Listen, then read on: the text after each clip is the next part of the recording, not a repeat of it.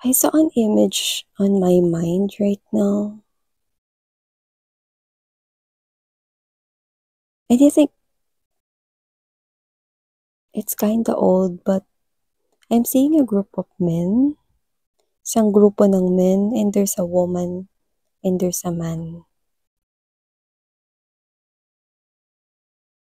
And they're all facing in one direction. So, but what made me captured, no, dun sa situation na yun, is the man na nandun sa harap. Because his or her face, no, looks, alam mo yung itsura ng galit or um, galit or punong-puno ng puot, no, or galit kind of thing. Pero, iba yung binubuga ng energy niya. Parang natatakot siya. May takot tayo nakikita sa kanya. I don't know kung bakit hindi nagtutugma yung facial expression niya sa energy niya.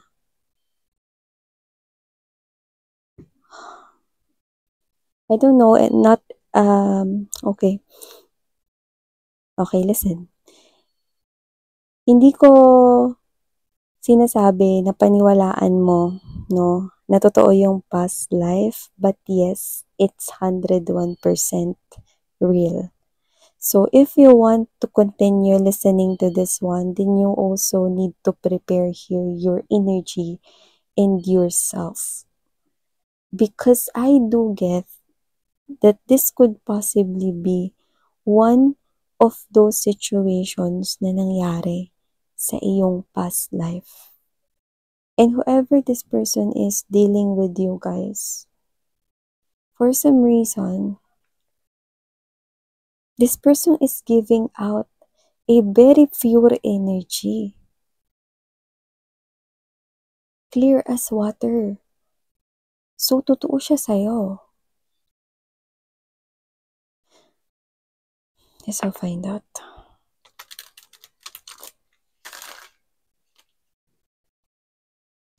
And we have here the Knight of Swords energy. Whoever this individual is, I do see, no, na this person here, pwedeng meron siyang ginawang action before. No? Like, mag-isa niya yung ginawa. And those people, that group of men and that man is wearing like this, like a warrior suit. So maybe, I don't know, Guardia Civil kind of thing. Or a warrior here. I don't know. Pero nakita kong meron siya ditong ginawang aksyon ng mag-isa lang siya.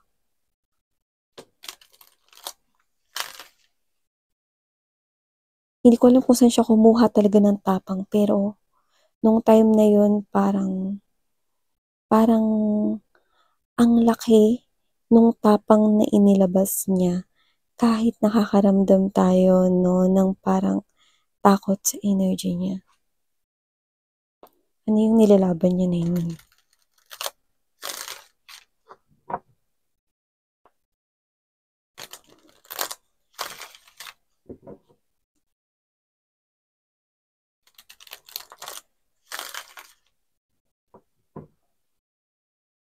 Okay.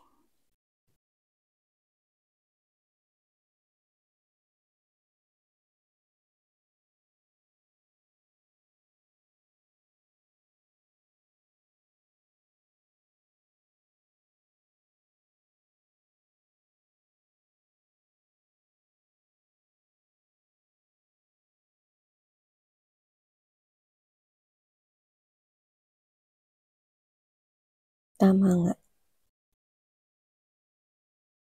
Isa itong sitwasyon sa past life mo kung para ito sa'yo.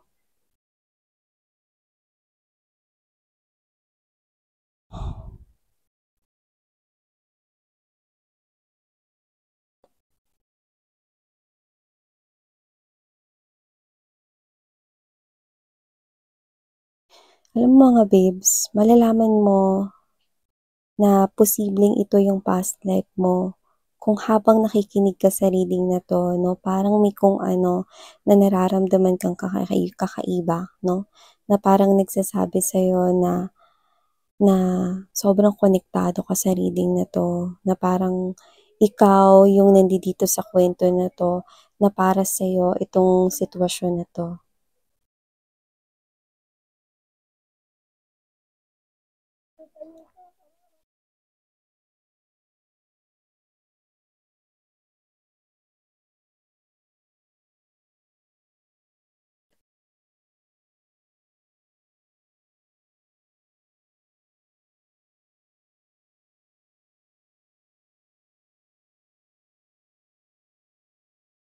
Hinintay ka nitong tao na 'to.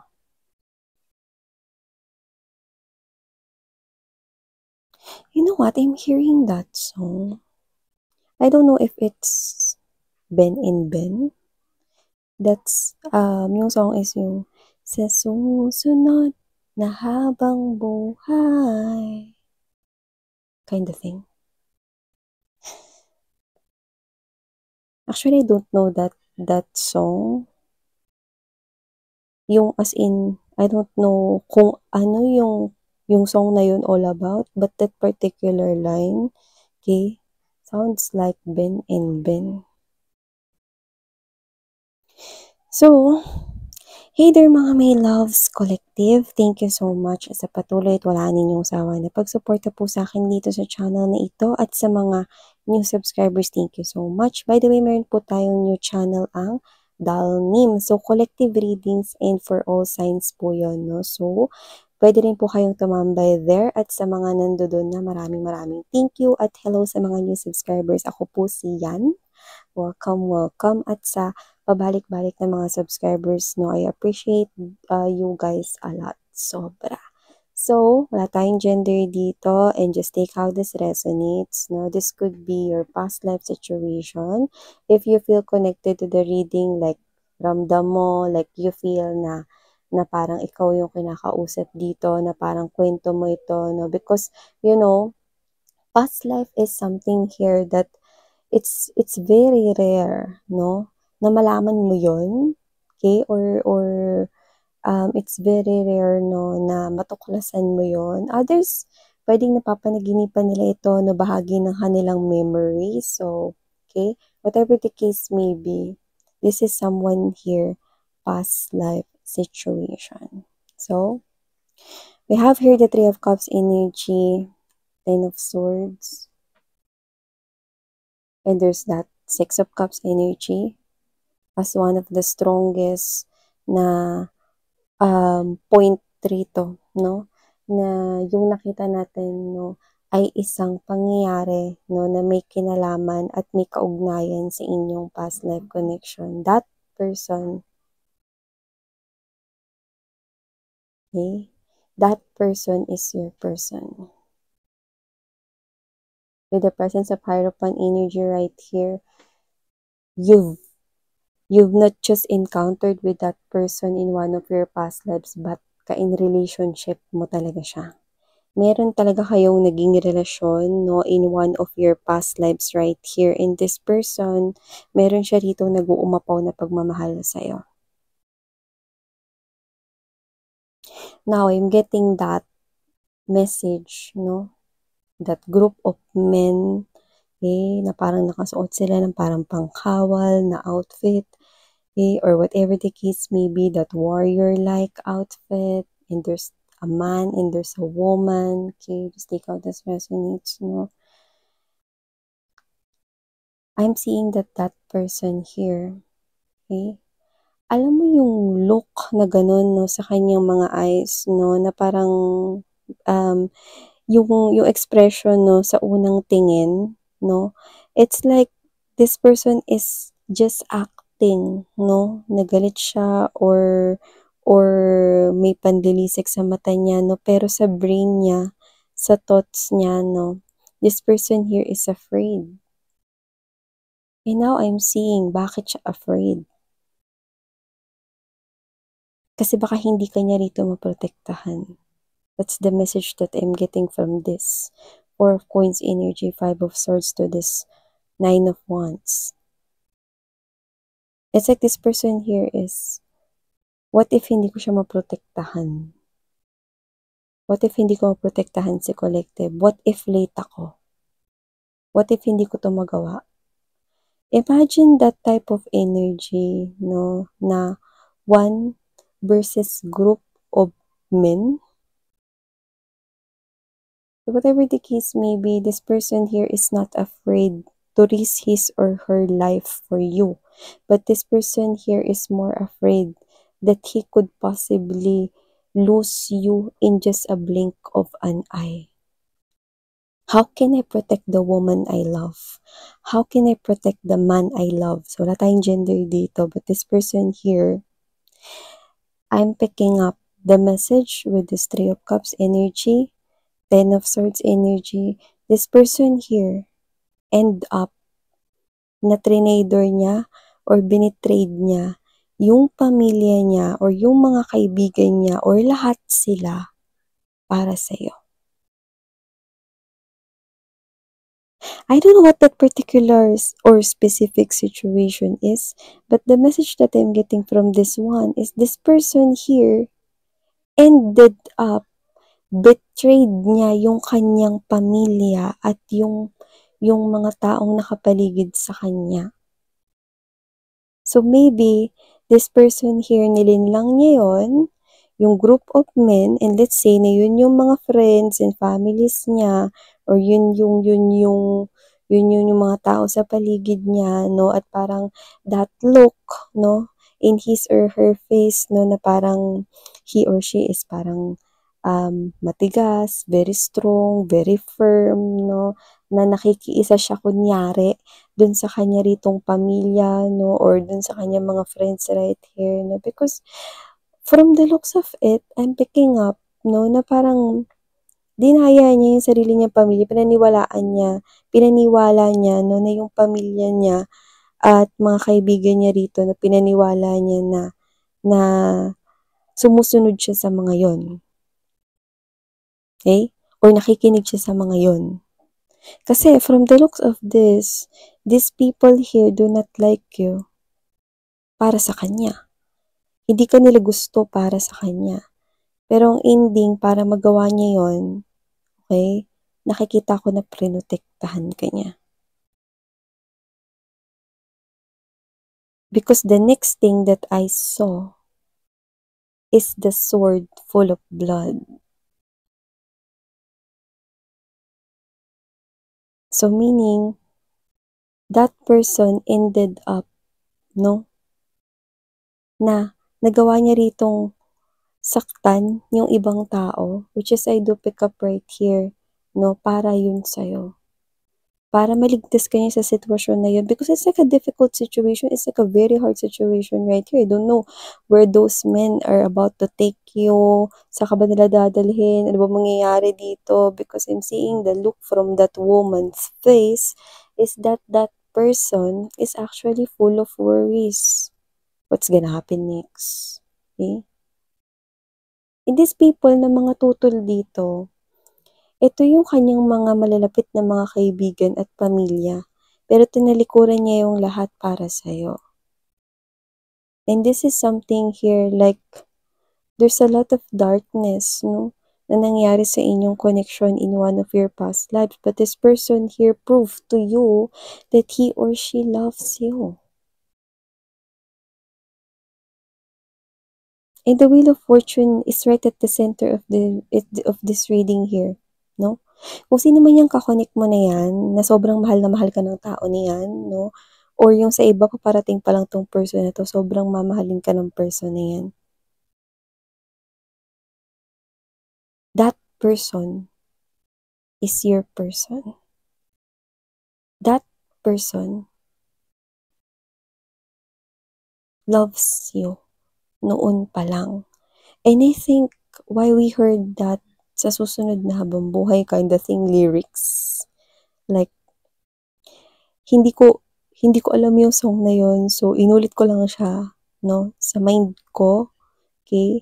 Kung ano yung narinig ko, ganun ko lang din siya. So, kung patulaman yun at kung alam niyo yung kanta na yun, no, sorry guys kung mali yung notes, no, because I do not know that song. I just heard it. I just repeated it, no? And that sa susunod na habang buhay kind of thing, this person here could possibly waited for you. Like sa susunod na habang buhay, willing pa rin siyang gawin yun. And now the history is repeating itself. Pero wag kang mag-alala, no? Kasi yun yung nangyari nung parang mga panahon, no, na parang sobrang luma, no, na parang lahat, no, ang pangkaraniwan nilang kasuotan is parang yung, ayan, no, naka mahabang parang mukhang gown, and then yung mga kalalakihan, no, pwedeng kasing may kawal, mga ganun. So whatever the case may be, no, I do pick up that this is a very, very old, no, like this is really a past life situation here. Pero don't worry kasi in this modern times, no, or whatever, eh, walang espada rito at wala ring masasaktan dito, no, na physical, or wala rin ditong masasaktan, no. Ang more likely na nakikita ko rito masasaktan, no, is yung emotional. So the history is gonna repeat itself because this is really your person here. Eh, nakikita ko, no, na muli kang tatanggihan ng mga kaibigan at mga kapamilya niya if this reading is yours. But this person, because siya yung person mo rito, ipagtatanggol ka niya ulit, kagaya ng kung ano yung ginawa niya noon. Okay? Hindi siya yung handang pumatay or whatever, no, ngayon. Okay? So, do not worry, walang ganun, walang makukulong dito, wala rin ditong maglalabas ng itak or bleed or whatever. Pero emosyon, yes. Masasaktan niya yung emosyon ng pamilya niya at mga taong nakapaligid sa kanya, no? Dahil pipiliin ka pa rin niya kagaya ng ginawa niya noon. So, naaalala niya man yun o hindi, okay? It doesn't matter. What matters is this person here. Okay? Fulfilling his or her promise, no? Na kahit sa susunod na habang buhay, kayo pa rin. At gagawin at poprotektahan ka pa rin niya. You know, Queen of Cups energy, Seven of Wands, and there's this Five of Wands energy. You know what that means? Poprotektahan ko yung taong pinakamamahal ko. Poprotektahan ko yung babaeng pinakamamahal ko. Poprotektahan ko yung lalaking pinakamamahal ko. And naaalala niya man o hindi, it doesn't matter. But this person here will do the same thing before. Out of his or her love for you. This person here is willing to fight for you. This person here is willing to fight for you kahit na maging against pa sa'yo ang kanyang pamilya. Sinusunod niya rito ang puso niya.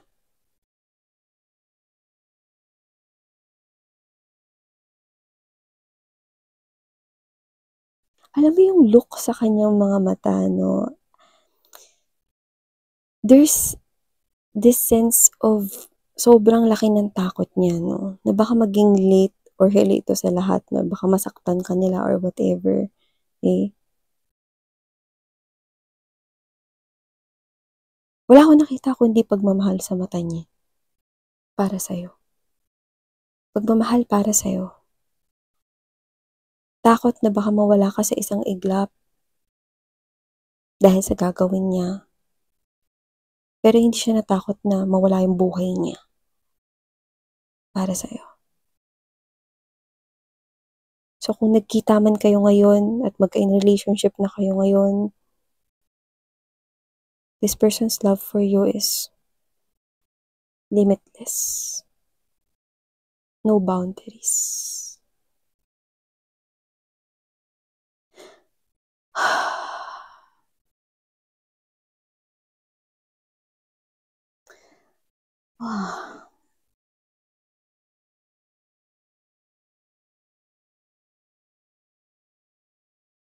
Kung sino man siya, no? This person here is willing to do everything for you. And this person here is showing me that this is what love means.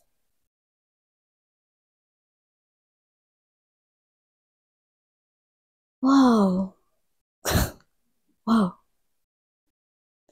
So, if this reading, you feel so connected dito, then possibly this could be your past life connection here. Maybe one of the glimpse from your past life here.